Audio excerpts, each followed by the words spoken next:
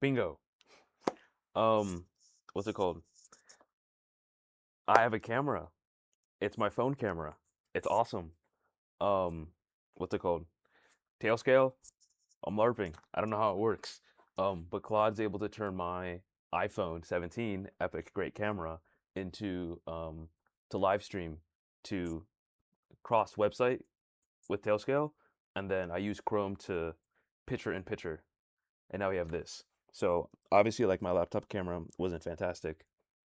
I figured out how to get the HD quality for the screen recording, which is just like changing a little bit of settings in OBS, and now we have live stream for my phone, bro. This is crazy. So we got production relatively early. I didn't have to buy a camera. That's like awesome. This is definitely better than any camera. Ooh, this is better than any camera that I could get. How do I say? On Amazon. You know what I mean? Um, so let's get straight to it. We had a dedicated goal, and we're just gonna read the architecture.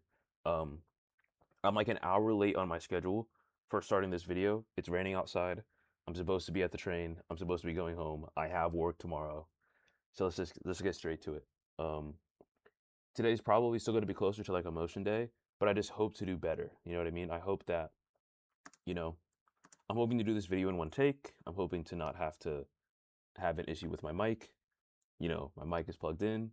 Um, and we're just going to talk to David. It's going to read the architecture for the coconut reproduction. Um, let's get to it. Let's see, DeepDL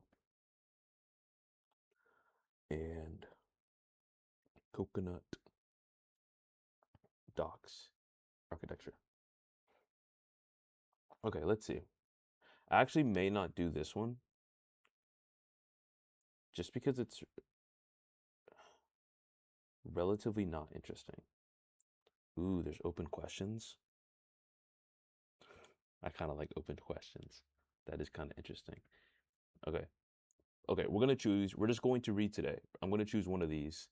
Um, let's see, there's the mission brief, cost, no, the plan.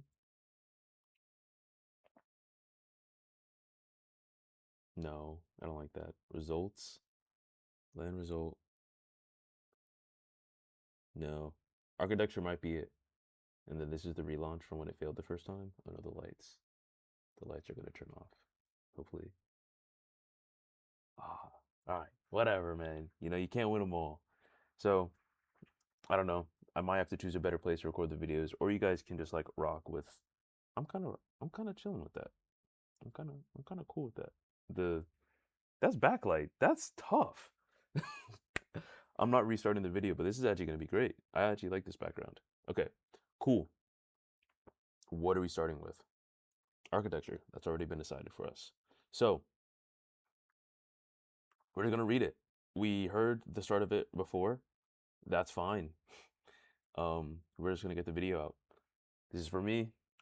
Maybe one day this will be for you. Um, let's get started. Hi, David. How are you? Hello, as an AI, I don't have personal feelings, but I am ready to assist you. Yes, How can I help? I understand that. So today we're going to read this architecture document end to end. Um, we've already done this before, but you don't have to worry about that. Let's go section by section, and you're gonna read to me, you know, high fidelity, don't miss anything, word for word, and then I'm gonna have back and forth with you. Don't um don't give me huge wordy replies. Um, be reasonable, brief. Let's get started. You can go.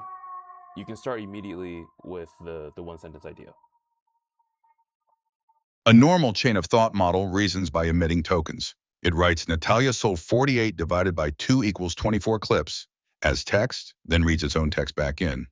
Coconut, which stands for continuous concatenated thoughts, instead reasons in latent space. It takes the model's last layer hidden state and feeds it straight back in as the next input embedding, skipping the decode to a token, re-embed the token round trip. The reasoning happens in the continuous vector space of hidden states, or continuous thoughts, never collapsing to discrete words. Why this could help? Decoding to a token is a lossy argmax, a hard projection onto the vocabulary, and the model commits to one path. A continuous thought is a full distribution carrying vector. It can hold a superposition of reasoning paths and stay in a search mode. The paper shows it behaving like breadth-first search on ProsCoA. Why it's hard? There's no token-level supervision on a latent thought, so you can't just teach it directly, hence the curriculum, which is section 3. Okay. Let's read section 2 now. The continuous thought feedback loop is the load-bearing primitive. This is the heart of the method implemented in coconut.forward and coconut.py. Read this section with the file open.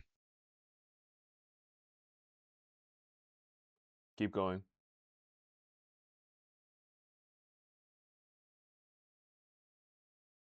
Two point one, setup, latent slots in the input. The input sequence for a coconut example looks like question tokens. Start latent, latent, latent, dot, dot, dot, latent, and latent, remaining chain of thought or answer tokens. The latent tokens are placeholders. 3 special tokens are added to the tokenizer in run.py. Start latent, end latent, and latent. Their embeddings will be overwritten on the fly. The token ID only marks a continuous thought goes here.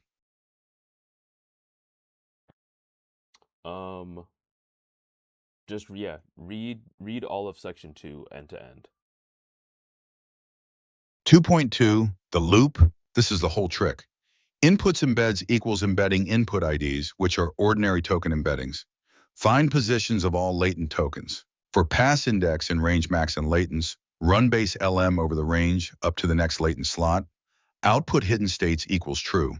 H equals outputs dot hidden states, -1, which are last layer hidden states. For each latent slot at position token index, inputs embeds batch, token index equals H batch, token index -1. This is the feedback. KV cache the prefix so we don't recompute it next pass. Final pass, run the LM over the rest, compute LM loss. The single line that is coconut, tensor list batch index. Token index equals hidden states batch index. Token index -1 minus hidden states offset. Read it slowly. The input embedding at the latent slot token index is replaced by the last layer hidden state of the previous position. Token index -1. In a causal transformer, the hidden state at position T-1 is the model's next token prediction state. It's compressed summary of everything up to T-1. Coconut says, don't turn that state into a token and re-embed it. Use the raw state vector directly as the input embedding for the next step. That is the continuous thought. The loop runs max and latents times, each pass filling one more latent slot and extending the reasoning one continuous step. 2.3, 3 details that matter. Sequential, not parallel. Each continuous thought depends on the previous one's hidden state, so the latent slots cannot be filled in a single forward pass. The loop does max and latents passes. This is why latent reasoning costs extra forward passes. Gen forward count plus equals max and latents plus 1, KV cache reuse. Each pass only recomputes the new range, next compute range. The prefix is served from cache. The hidden states offset bookkeeping exists only because the cached prefix is dropped from outputs.hidden states. So the index into H has to be shifted. This is a pure performance or correctness detail, not conceptual.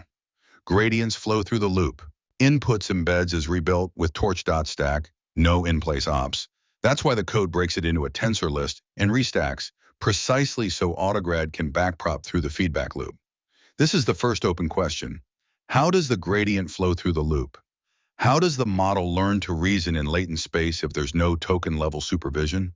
How does the gradient take a path through a continuous thought back into the weights? Why does the no-in-place ops torch.stack rebuild matter for this? The success test is to explain the single feedback line in coconut.py to a skeptical peer, including why it's the -1 and not t, and sketch the gradient path on a whiteboard.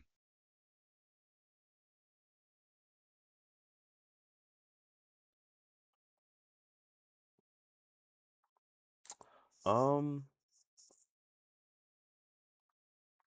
Let me take a moment. So, sequential, not parallel, fine. KV cache, fine. Gradients is interesting. So, Hmm. Hmm. You get. Hmm. Yeah. Your gradients are sort of residual, and the information in your gradient is like residual and would like sort of like decay. What I'm thinking is like you can get loss on a token, on your token prediction, but um and that token was generated by thoughts, thoughts that were produced by weights who will have their gradient performed, but the loss is on the token, not on the thought. Why would you want a gradient on the thought? Well, hmm, yeah, because it's loose. You know what I mean? Is there's no sense of a good path. There's nothing. Hmm, there's nothing encouraging um general intelligence, I guess, of like it could almost be cheating, you know, where you have a token, you get the loss on that, and prior to that token is some latent latent tokens, and hmm, they still produced that final token. Ah, but okay, let's say that the absence of uniqueness is the set of what's it called?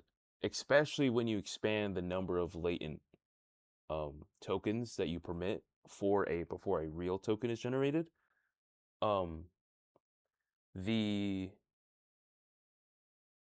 the sets of latent tokens that would produce the same final token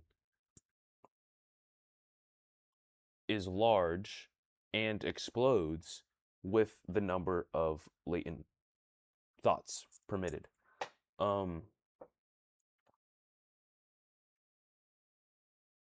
and there's no control over that. But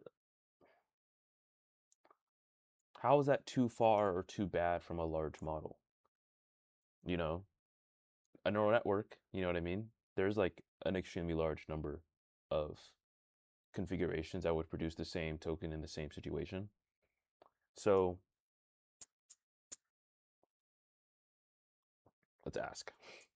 Let's see. So I don't want to formalize that. Yeah, okay. I think I'm ready. So I have a question about the gradients through the loop. The way I'm seeing it is, you know, there's no way to encourage a good thought. Um, a particular token was generated because of the latent tokens that were generated before it, of which were generated by the weights that the gradient will still inform. However, the gradient is with respect to the loss of the final token. There is no control. We are controlling the token that gets produced in the end, but you are not controlling the chain of thought. We are sort of hoping that the chain of thought is of reason because it's in the token space and because we did the gradual lifting of one latent token, two latent token, etc. However, there's sort of like a fundamental lack of guarantee where as you increase the number of latent generated tokens before a final token, the degrees of freedom, the number of latent tokens or the set of latent tokens that could produce the same final output token is large, and there's just like an absence of control. Is that the significance of the gradient flow through the loop?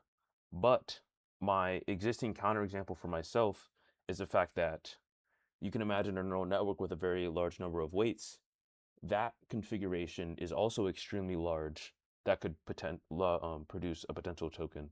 So help me, guide me through what I'm missing or what I'm missing.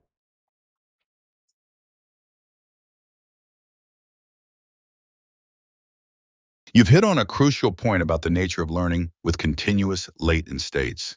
The significance of gradients flowing through the loop is precisely that it makes the entire process trainable end to end. While you're correct that there's no direct supervision on the latent states themselves, the final loss on the output token can still backpropagate through the continuous latent thoughts. This means the model learns to generate latent states that, when fed back into the network, ultimately lead to a correct final answer. It's an indirect form of control. The model isn't told what to think, but rather how to think in a way that produces the desired outcome. The curriculum helps by gradually introducing these latent steps, guiding the model from more explicit, token-level reasoning to leveraging the flexibility of continuous thoughts. Your analogy to a neural network's vast weight space is apt. We don't control individual weights, but the system learns to configure them to achieve the task.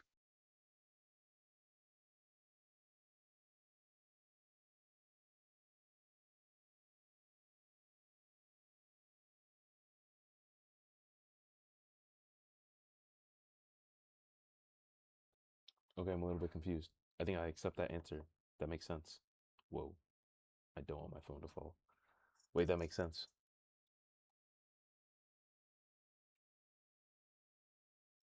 Yeah, so the curriculum. There's no guarantees to this, I guess. You know, it just makes sense. Um, let's see. Okay, loss after the final pass. Yeah. Generation eval. The multi-stage curriculum. Yeah, let's go through section 3. Oh boy. And then eval protocol. Maps to the code. Okay. I don't know how long this video is going. Let's go for section 3. Okay, read section 3 for me. Okay. Section 3, the multi-stage curriculum, the second load-bearing primitive. You cannot train the latent loop from scratch. There is no target for a continuous thought. Coconut's answer is a curriculum that gradually replaces natural language reasoning steps with latent ones, implemented in dataset.py::, get caught latent dataset and scheduled in run.py.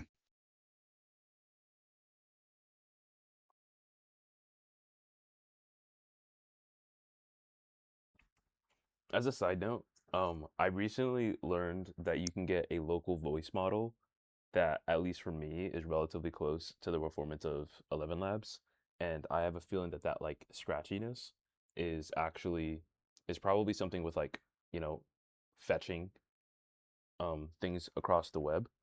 Um, so I might actually, and like also I pay for API credits, so um, the only issue is I kind of rock with David's voice. Um, this may, yeah, I know that that may sound like a little bit silly, but like, um, I think the voice is important. You know what I mean? I don't want a random AI voice. Uh, it just the interaction. I don't know, dude. I know this is like silly to say, but like, it's just nicer.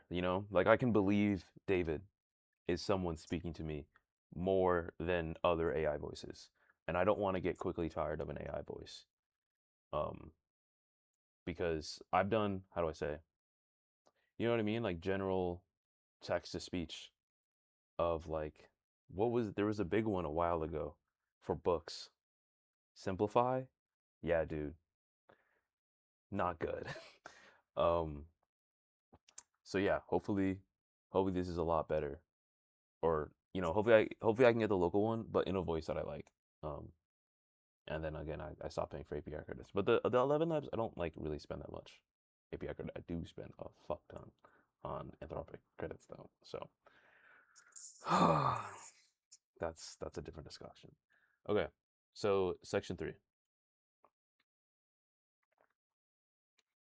You can read section 3 like end to end. You don't need to worry about the subsections. Just keep going. So the stage advances by 1 every epochs per stage epochs. At stage k, the first k reasoning steps are removed. Rn skip steps equals k, which keeps the rest as text. They are replaced by K times C thought latent tokens. In latent tokens equals K, then times equals C thought. C thought equals number of continuous thoughts per replaced reasoning step. The paper uses 2, so at stage 0, all steps are natural language and there are 0 latent tokens. This is pure chain of thought, which is the warm start. At stage 1, steps 2 through N are natural language, and there is 1 times C thought latent tokens. This means the first step is done in latent space. At stage 2, steps 3 through N are natural language, and there are 2 times C thought latent tokens. This means the first 2 steps are in latent space. This continues until max latent stage, where only the tail is natural language, and the latent tokens are capped. This means most or all reasoning is latent. Max latent stage caps, how many stages run. Pad latent to max pads, the latent count when a problem has fewer steps than the current stage. Uniform prob, which is 0 for the standard runs and 0.3 for the analysis runs, mixes in randomly chosen stages, so the model does not catastrophically forget earlier stages. Why stage 0 is a chain of thought warm start, and why GSM needs a prior chain of thought checkpoint. Stage 0 has 0 latent tokens.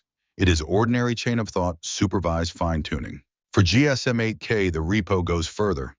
Coconut training is initialized from a separately trained chain of thought checkpoint, load model path, README, validation accuracy expected around 40%. So for GSM, the chain of thought baseline is not just our honesty anchor, it is a prerequisite. No decent chain of thought checkpoint means no Coconut GSM. For Prosca, training is from scratch, load model path is null. Reset optimizer. When reset optimizer is true, the optimizer state is wiped at each stage transition. The rationale is that each stage is almost a new objective. The input distribution shifts as steps become latent, so stale atom moments can hurt. It is worth an experiment to confirm it matters. The 4 methods side by side use the same code but different flags. Coconut uses the coconut flag, and the input looks like question, then latent times K, then remaining steps, then answer, following the curriculum. Chain of thought uses the COT flag, and the input looks like question, then full steps, then answer with no latents. No COT uses the no COT flag, and the input looks like question, then answer directly, with an latent equal to 0 and all steps skipped. Coconut without thought uses the no thoughts flag, and it follows the curriculum stages, but with 0 latent tokens. This is an ablation to keep the stage step removal schedule, but remove the continuous thoughts. That last column is the money figure. Coconut versus coconut without thought isolates the value of the continuous thoughts themselves, holding everything else constant.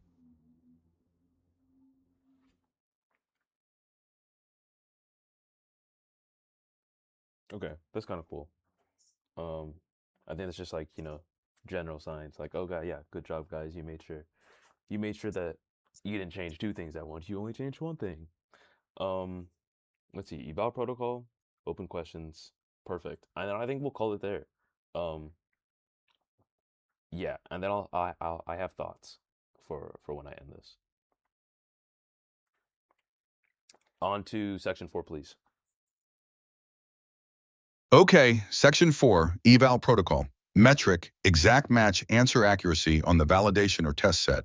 Run.py decodes the generation, extracts the answer after 3 hashtags for GSM, and counts answer equals ground truth. It also tracks correct chain of thought, whether the generated chain of thought matches the reference chain of thought as a secondary signal. Generation, greedy Armax, batch size equals 1, max new tokens 64 to 128 depending on task. Reported headline numbers from the paper for our delta targets, GSM 8, K chain of thought, approximately 42.9%, no chain of thought approximately 16.5%, Coconut approximately 34.1%. Coconut trades a little accuracy for far fewer generated tokens versus chain of thought on GSM. This nuance matters for honesty. ProsQA chain of thought approximately 77.5%, Coconut approximately 97.0%, Coconut without thought far lower. Prosca is where continuous thoughts shine hardest, so it is the cleanest demonstration of the ablation. Confirm exact numbers against the paper's tables when writing the final money figure. These are the targets we state our tolerance against. Okay, and now section 5, please. Okay, section 5. Open questions, yours to own, closed laptop. These are the two load-bearing primitives. Per the mission's honesty rule, I am not going to paper over them. The test is whether you can read, arrive, and defend them with no AI in the room. Resolve them, then graduate each to a recent revelation. Open question 1, the latent feedback loop. Read arrive on paper why feeding hidden states at time t minus 1 back as input embeds at time t is a sensible thought, and what is lost versus the normal decode and re-embed path. Specifically, A, in a causal transformer, what is the last layer hidden state at position t minus 1 mechanically? What has it integrated, and why is it the natural thing to feed forward? B, the normal path applies argmax, then embedding token. Name precisely what information the argmax destroys, and why a continuous thought can carry a superposition of reasoning paths. C, trace the gradient. When we backprop the final language model loss, what path does the gradient take through a continuous thought back into the weights? Why does the no-in-place ops torch.stack rebuild matter for this? Success test. Explain the single feedback line in coconut.py to a skeptical peer, including why it is t minus 1 and not t, and sketch the gradient path on a whiteboard. Open question 2, the curriculum schedule. Rederive why the stage replacement is necessary at all and what would break without it. A, why can't you train the latent loop directly from random init? What is the missing supervision? B, at stage K, write out the exact input or label layout for a 5-step problem with CS thought equals 2. Which positions are negative 100? C, what is the uniform probability mixing defending against? And what failure would you expect at uniform probability equals 0 on a long horizon task? D, why does GSM-8K need a pre-trained chain of thought checkpoint as in it, while Proscoy trains from scratch? What is different about the two tasks? Success test, from a blank dataset.py, rederive the n-skip steps or in latent tokens logic, and predict how accuracy should move across stages. Okay, I think those are actually fantastic. Those are exciting things. I want to look into those. I think this is really good. Okay, so it's still raining pretty bad. We're gonna call it here. I'm really happy about that. I think we did good today. So a few things. Yeah, I think I do. I think coconut might be the one. No, I want coconut to be the first one. I want to do a second one because coconut is going to be the first reproduction I'm going to try to do from scratch. It might take all summer. I might be completely wrong about how hard this is, and what it takes. Um, but like this reproduction is going to be evals. However, I would like to do something. I want something a little bit agentic. You know, um, which is going to be a lot harder. But like these questions of like what's it called? Do it from scratch. Write it on a whiteboard. Explain like the contrast. Why is it t minus 1 versus t? Those are good things. And I'm confident that I want to dive deep into one thing. The only thing that like I'm hesitant on for coconut is like, well, I don't find this like too interesting. You know what I mean? But maybe that's like why it's the perfect thing. Is it's not like it's not GPT-2. You know what I mean? It's a little bit different. Um, and it'll require me to recall my knowledge of what I know about like the transformer, the decoder only model and all that kind of stuff. Um, and being able to answer these questions and understand like the design choices. Um, and it's focused on reasoning. So I think that's cool, and I'll get into evals. I think there's a lot going on. So this is the first one. Those are fantastic questions. Um, and I'll be getting into this later. Um, how do I say this? Oh no. That's the blunder. That's the blunder of the video, man. It was perfect. It was perfect until the end. Guys, no. Okay. So we had a fantastic video until I picked up my computer and dropped my phone. Um, this is good. This is good. Um, I think I'm going to have a Vault Chat finish the benchmark comparisons, and then we have a high quality camera. Big thumbs up.